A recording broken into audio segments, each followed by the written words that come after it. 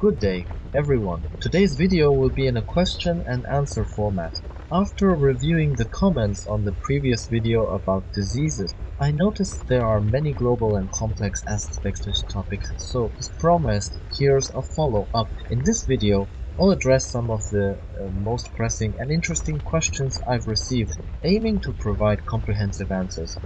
Additionally, we'll touch on topics such as how to manage diseases energetically, why some methods might not work, and how to deal with energetic programs in your loved ones. There's a lot of valuable information ahead, so stay tuned. Thoughts on live question and answer streams. Before diving into the questions, I want to share some channel updates. Many viewers have suggested hosting live question and answer sessions similar to what some other creators do, where I could answer questions in real time. This format, often referred to as a stream, is technically feasible, and I believe I could figure out the logistics. However, my main challenge is time. Due to time zone differences, I can only stream in the morning Moscow time, around 10 or 11 am on weekdays, which is evening for me. Unfortunately, evening streams in Moscow time aren't possible for me since I'm already fast asleep by then. Similarly, weekends are off limits because of family commitments. If morning streams work for you, let me know in the comments and I'll consider organizing something. However, keep in mind that personal questions will not be addressed, only general topics of interest. Addressing the feasibility of streams. If you're interested in this format, leave comments and we can try it out.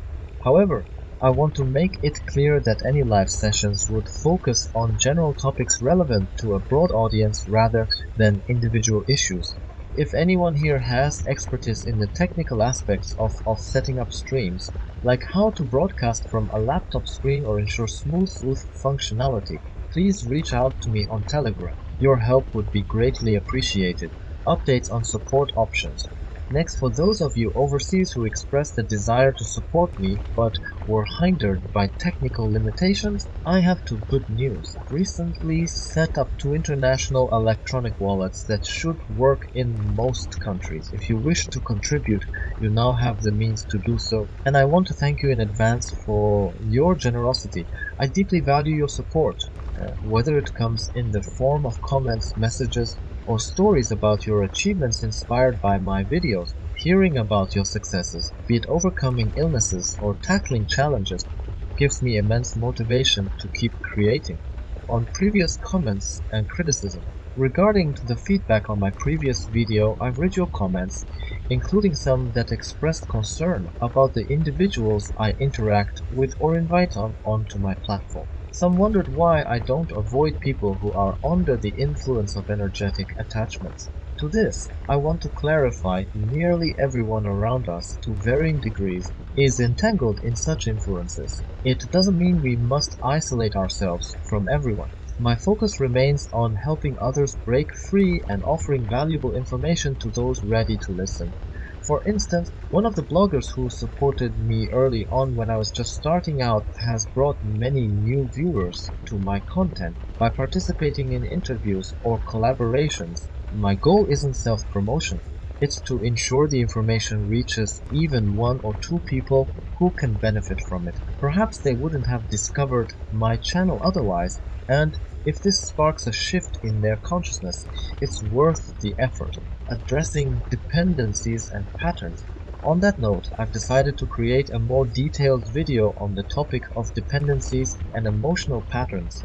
In the past, I've touched on this issue, but a deeper dive will allow us to explore it more thoroughly.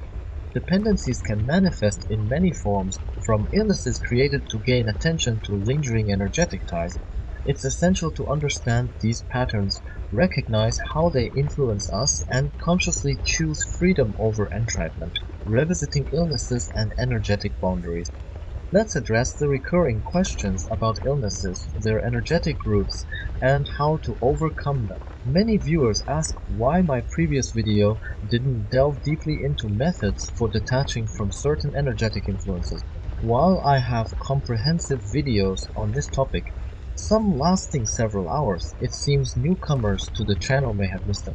If you aren't unfamiliar with how to dismantle energetic programs, I highly recommend watching those earlier videos. They explain in detail the processes involved in recognizing, and confronting, and dissolving these energetic constructs. A fundamental principle is setting energetic filters and personal boundaries. When someone attempts to impose illness or negativity onto you, whether consciously or unconsciously, you need to establish a firm no. This refusal is not just verbal, it's an energetic stance. As I've said before, filters and boundaries are like templates you create around yourself, preventing unwanted energies from entering your space. For example, when you feel the first signs of illness, you can immediately cancel it energetically, affirming your choice to remain healthy. Why healing attempts may not always work. Another frequent concern is why some healing methods seem effective for certain individuals. Besides external influences, our internal programming plays a significant role. For instance, subconscious beliefs like I need to be sick to avoid responsibilities or illness is the only way I'll get attention can create blockages. These are deeply ingrained patterns that must be identified and dismantled. When I first began practicing these techniques, I too struggled initially. It wasn't until I confronted my own limiting beliefs that I started seeing results. If you find yourself stuck, ask yourself what hidden benefits or emotional needs your illness might be fulfilling. Acknowledging these can be the first step toward freeing yourself. Supporting children and loved ones energetically. Many of you asked if you can energetically assist others, particularly children, in overcoming illnesses or energetic attachments. The answer is yes, but with certain conditions. For young children, parents hold an inherent energetic authority and responsibility, allowing them to act on behalf of the child without violating free will. However, as children grow into adolescence and begin asserting their independence, this dynamic shifts. Once they start establishing personal boundaries and making their own choices, your ability to energetically intervene becomes more limited. For adult children or other loved ones, you can still offer support, but it must respect their autonomy. You can address the energetic influences affecting them, but this must be framed as protecting your own energetic boundaries. For example, if an attachment on your loved one is affecting your energy field, you have the right to address it, stating, "This entity is violating my space, and I will not allow it," about chronic conditions and energetic healing. The chronic illnesses often come up as a complex topic. While detaching from negative influences can bring significant relief, complete healing may require additional effort. Particularly if physical damage has occurred, removing the energetic cause is akin to removing a splinter. It stops further damage, but the wound may still need time to heal. You can expedite this process by focusing on regeneration techniques, which I'll cover in future videos. However, it's equally important to address psychological factors. If you hold on to the identity of being chronically ill, your body and energy may continue to manifest this reality. Shifting your mindset and affirming your choice to heal can make a profound difference. Children with developmental differences. I want to address a delicate topic, children with developmental differences. Based on what I've observed energetically, these conditions are not a matter of soul choice, as some might claim. Often they result from energetic attacks or disruptions during the prenatal stage. While this may sound unsettling, it's essential to approach the situation with hope and empowerment. Energetic interventions combined with the strengthening of familial bonds, can help mitigate some of these challenges. Furthermore, as the world undergoes energetic shifts, I believe we'll see significant improvements in this area. Final notes on illness and energetic practices. One recurring question is where to dispose of entities, attachments, or energetic remnants after removing them. Sending them home or to a vague portal is insufficient, as they often return. Instead, I recommend visualizing a Topka, a fairy furnace of sorts, where these energies are completely dismantled and are reduced to their base components. This method ensures they cannot reattach or return. For those who struggle with visualization, I suggest watching the videos of lava flows or volcanic eruptions to help form a mental image of the furnace. The intention behind this practice is more important than the exact words or images used. In the next video, I'll either delve deeper into dependencies and how to overcome them, or tackle the complex topic of dietary choices and their energetic implications.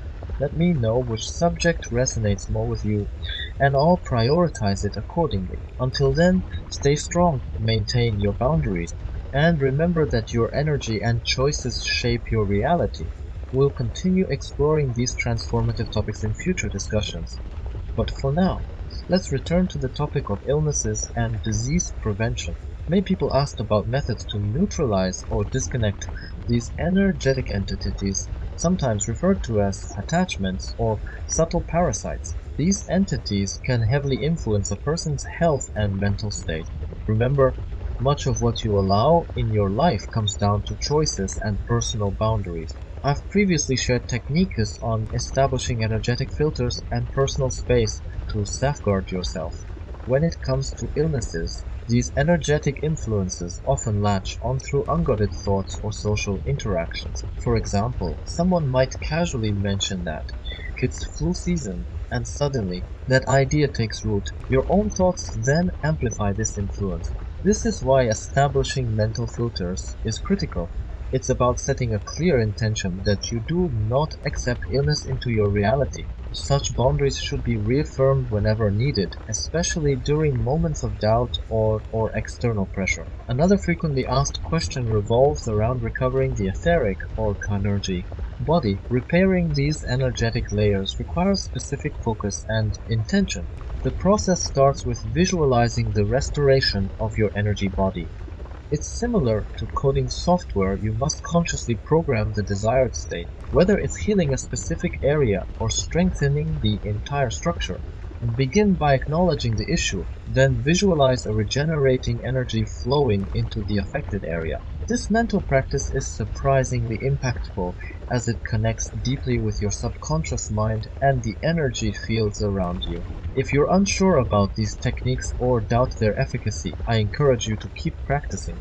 Even small steps lead to significant progress. Just like learning a new skill, consistency and belief in your ability to influence your energy will bring tangible results. Now, let's address a unique concern. Can illnesses or energetic imbalances in adult children be addressed by parents?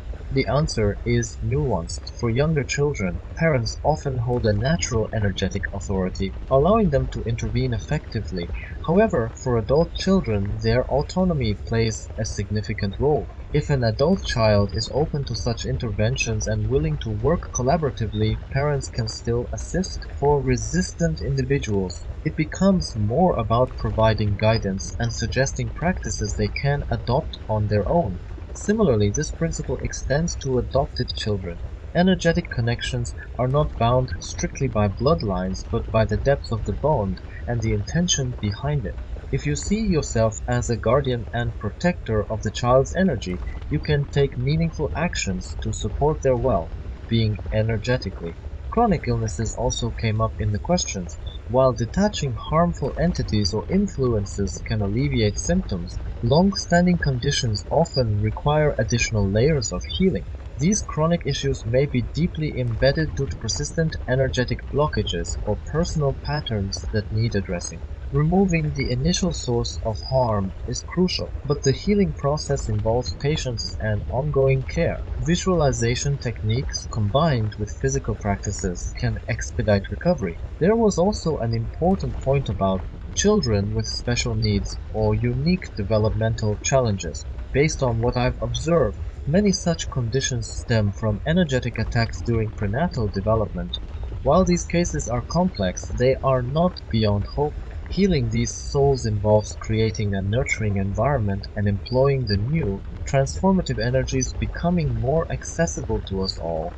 It's a collective effort of intention, understanding, and faith in their potential for improvement.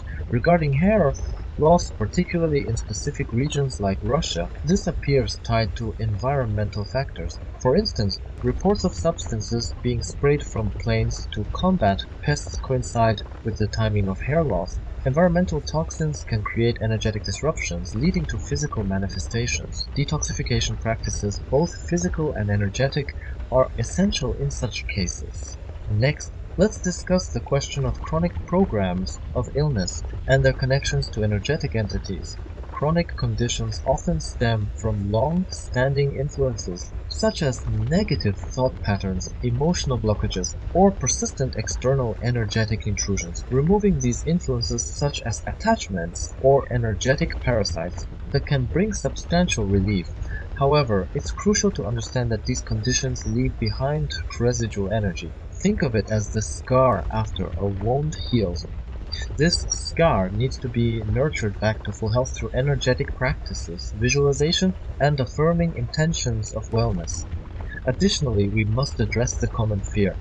What if I don't say the right words? Or what if my intent isn't clear enough? Here's the reassurance: the words are secondary to intent. What matters is the clarity of your will and the strength of your focus. Whether you use elaborate phrases or simple affirmations, your energy is what dictates the outcome. Imagine yourself confidently telling an entity or energy to leave and watching it dissolve or disappear. Trust in your inner power to manifest this intent effectively. Another topic of interest is the handling of entities like attachments and energetic parasites. A popular question is, where do they go when we remove them? Some suggest sending them back home, but this is not always effective, as these entities often find their way back. A more thorough approach involves complete recycling or neutralization.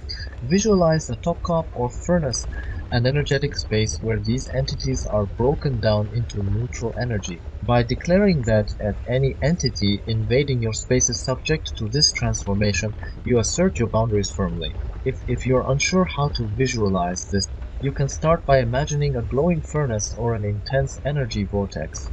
Anything harmful that enters your space is drawn into this vortex and dissolved into neutral, harmless energy. This practice strengthens your field and prevents recurring intrusions. Now, let's turn to a related topic: energetic practices for restoring vitality. An audience member asked about using these methods for seemingly permanent or inherited conditions. The process starts with recognizing that nothing is truly permanent. Every energetic pattern can be reprogrammed, but the time and effort required depend on its depth and complexity. Begin by regularly reaffirming your choice to be free of this pattern.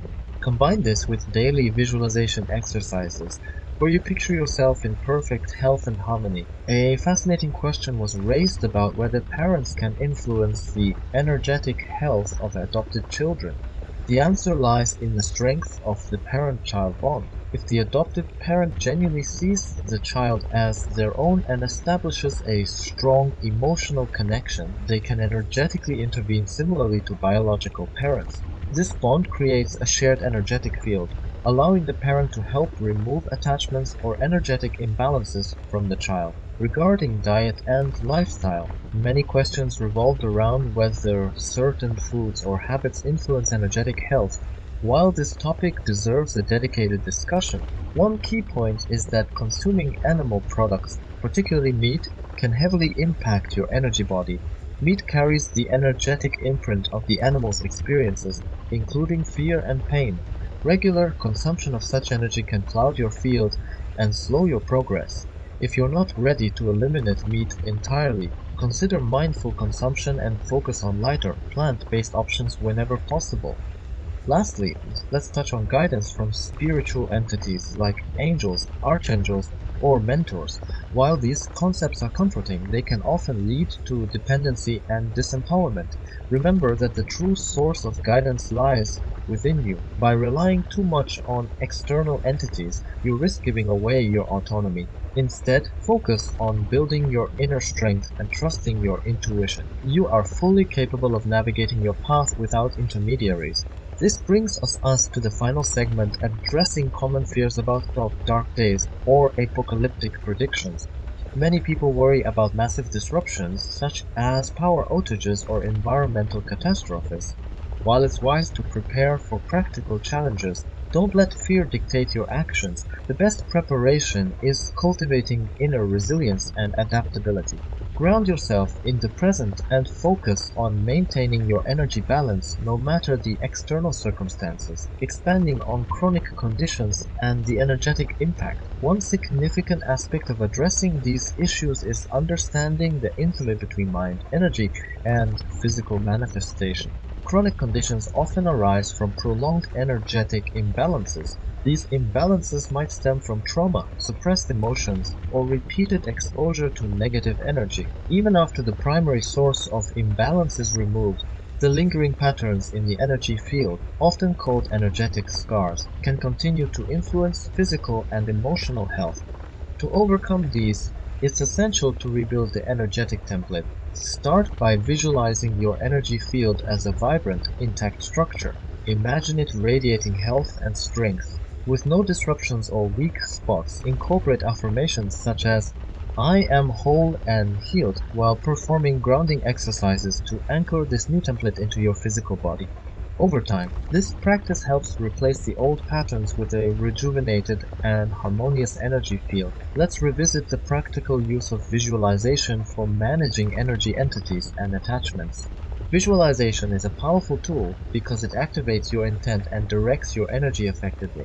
When imagining a Topka as furnace or vortex for neutralizing entities, focus on creating a vivid mental image. Picture the space in detail, whether it's a swirling vortex of light, a blazing furnace of transformative fire, or a peaceful void where energies are dissolved. As you mentally place the intrusive energy into this space, affirm that it is being neutralized and recycled into pure, neutral potential. Even if you're new to visualization, trust your imagination. The act of imagining itself engages your energy, aligning it with your intent. Repeat this process as needed until you sense the energetic shift, and don't worry if it takes multiple attempts. With practice, you'll notice your ability to manage your energy field improving. Now, addressing questions about working with others' energy fields, particularly children or loved ones. Energetic intervention is deeply rooted in the emotional and spiritual bonds between individuals. For example, a parent naturally has an energetic connection with their child, allowing them to influence the child's energy field positively. Adoptive parents can also establish this connection by nurturing a sense of unconditional love and responsibility. With this bond, you can use similar techniques such as visualizing a protective shield around the child or removing intrusive energies from their field. When working with adults, the dynamics change. Respect for their autonomy becomes crucial. You cannot override another person's will, but you can address energies that directly affect your relationship or shared space. For instance, if a loved one is influenced by negative energy that also impacts you, it's within your rights to declare, I do not allow this energy to interfere in my space or our relationship. This approach respects their free will while maintaining your boundaries. On the topic of life choices, such as diet and its energetic implications, it's important to highlight that what we consume directly affects our energy field. Meat, for instance, carries the energetic imprint of the animal's life and death experiences. By consuming it, these imprints can integrate into your energy, potentially lowering your vibrational state. While not everyone is ready to embrace a vegetarian or vegan lifestyle, being mindful of what you eat and its origins is a step toward maintaining a cleaner, more balanced energy field. If eliminating certain foods feels challenging, start small. Gradually replace heavy processed or energetically dense foods with fresh plant-based alternatives. Over time, these changes will reflect in your physical vitality and energetic clarity. Finally, let's discuss empowerment and self-reliance in spiritual practice. Many individuals seek guidance from external entities like angels, mentors, or spiritual figures. While these entities can symbolize helpful archetypes, relying on them excessively can create dependency and diminish your own sense of agency. Remember, your soul holds the wisdom and power needed to navigate your life's path. External guidance should complement, not replace, your inner authority. To strengthen this self-reliance, practice daily affirmations that affirm your autonomy, such as I am the creator of my reality, or I trust my inner wisdom. These practices not only empower you, but also help you build resilience against external influences, ensuring that your journey remains authentically yours. That's all for today. Thanks for watching. Please like, subscribe, and share my channel. Become a member of my Telegram channel and discuss with like-minded people as a supporting club member.